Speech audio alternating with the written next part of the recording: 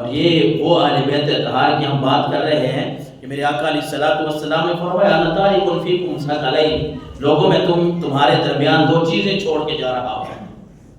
دو چیزیں تمہارے درمیان چھوڑ کے جا رہا ہوں، اولہما کتاب اللہ فیہ الہدی والنور، لوگوں تمہارے درمیان دو چیزیں چھوڑ کے جا رہا ہوں، ان میں سے ایک ہے اللہ کی کتاب،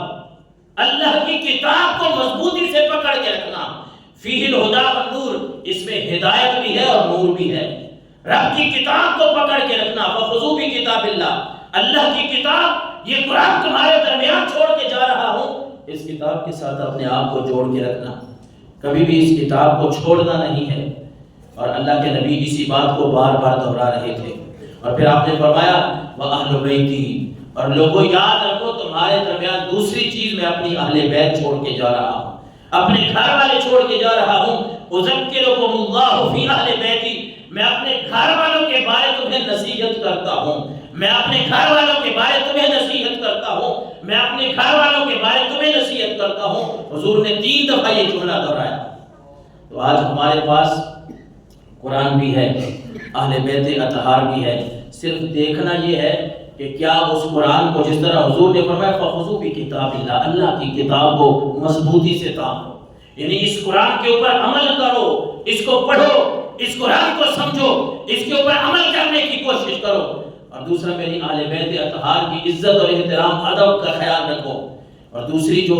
اللہ کے نبی نے اہل بیت اطہار کا ادب فرمایا، یقیناً ہم ان کا ادب کرتے ہیں، احترام کرتے ہیں، لیکن کتاب اللہ کے بارے میں ہمیں سوچنا چاہیے، اللہ کی کتاب کے بارے میں، اس قرآن کے بارے میں جس کی مثال حضور بیان فرما گئے، کہیں یہ تو نہیں ہے کہ ہم نے اس قرآن کو پڑھنا چھوڑ دیا،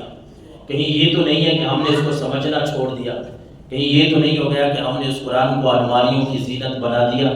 پھول تو اس کے اوپر چڑھا دیتے ہیں لیکن کھولنے کی کوشش نہیں کرتے۔ اگر ایسا ہے تو پھر ہمیں اپنے گریبان میں سوچنا چاہیے کہ ہم حسینی ہیں، تو حسین کا سر تو نیزے پہ بھی قرآن کی تلاوت کر رہا تھا،